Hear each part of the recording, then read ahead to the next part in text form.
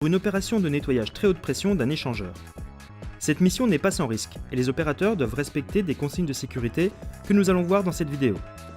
Pour les accompagner, une liste de contrôle doit être validée avant toute opération. Après avoir appréhendé le chantier, les opérateurs vont compléter et signer le plan de prévention et l'autorisation de travail. Pour notre chantier, l'équipe sera composée d'un chef de bord et de l'opérateur THP. La visibilité du chantier permet au chef de bord d'avoir le rôle de surveillant. La pompe est alors installée et balisée tout en laissant un libre accès pour la circulation. Le balisage du chantier doit respecter une distance de 6 mètres entre l'échangeur et le périmètre de sécurité. Des panneaux d'information doivent également être visibles.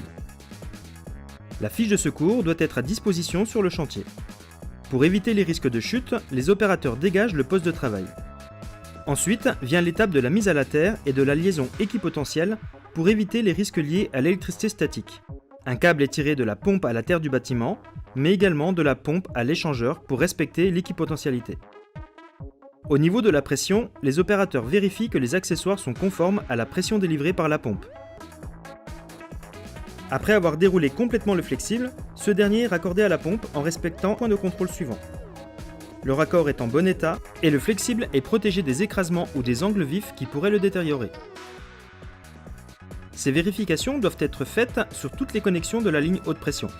Avant de démarrer l'opération de nettoyage, il faut réaliser une purge de la ligne pour éliminer toutes les impuretés qui pourraient obstruer la buse. Au bout de quelques secondes, la pompe est arrêtée. L'opération de nettoyage va bientôt pouvoir commencer, mais avant cela, l'opérateur va vérifier les dispositifs de sécurité du pistolet et de la pédale pour le filin. L'opérateur va ensuite s'équiper de protections individuelles spécifiques. Toutes les parties de son corps doivent être protégées, des pieds au visage. Tout est en place. À l'arrêt, il vérifie que la gâchette du pistolet est bien bloquée. Passons au nettoyage intérieur des tubes à l'aide du filin. Le filin tire vers l'avant. L'opérateur va donc naturellement compenser en se penchant légèrement en arrière. Attention, la mise en pression ne doit se faire que lorsque la buse est dans le tube. Il faut régulièrement resserrer la buse car elle peut se dévisser du flexible et provoquer un effet fusée.